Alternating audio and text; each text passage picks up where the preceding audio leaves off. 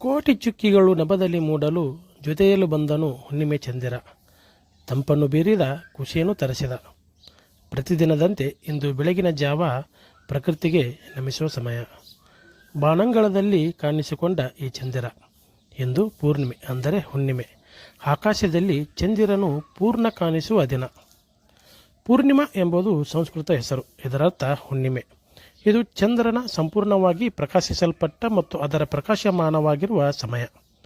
ಪೂರ್ಣಿಮಾವು ಚಂದ್ರನ 15 ದಿನಗಳ ಪ್ರಕಾಶಮಾನವಾದ ಅರ್ಧದ 15ನೇ ತಿಥಿಯಲ್ಲಿ ಬರುತ್ತದೆ. ಪೂರ್ಣಿಮಾ ತಿಥಿ ಅಂತ್ಯವು ಚಂದ್ರನ ಕೃಷ್ಣ ಪಕ್ಷದ ಹಂತದ 15 ದಿನಗಳ ಆರಂಭವನ್ನು ಸೂಚಿಸುತ್ತದೆ. ಸಾಮಾನ್ಯವಾಗಿ ವರ್ಷಕ್ಕೆ 12 ಹುಣ್ಣಿಮೆ ದಿನಗಳು ಮತ್ತು ಅವುಗಳು ಪ್ರತಿಯೊಂದು ತನ್ನದೇ ಆದ ಮಹತ್ವವನ್ನು ಹೊಂದಿವೆ. ಅನೇಕ ಹಿಂದೂಗಳಿಗೆ ಪೂರ್ಣಿಮಾ ಮತ್ತು ಹುಣ್ಣಿಮೆ ಈ ಉಪವಾಸ ಮತ್ತು ಪೂಜೆಗಾಗಿ ಮೀಸಲಿಟ್ಟ ಆಧ್ಯಾತ್ಮಿಕ ದಿನವಾಗಿದೆ. ಒಟ್ಟಿನಲ್ಲಿ ಬೆಳ್ಳಂಬೆಳಗಿನ ಬಾಣಂಗಳದ ಆಕಾಶದಲ್ಲಿ ಮೋಡಗಳ ಮರೆಯಲ್ಲಿ ಬೆಳಕು ಸೂಚಿಸಿದ ಚಂದಿರ ಮನವನ್ನು ತಂಪಾಗಿಸಿದ.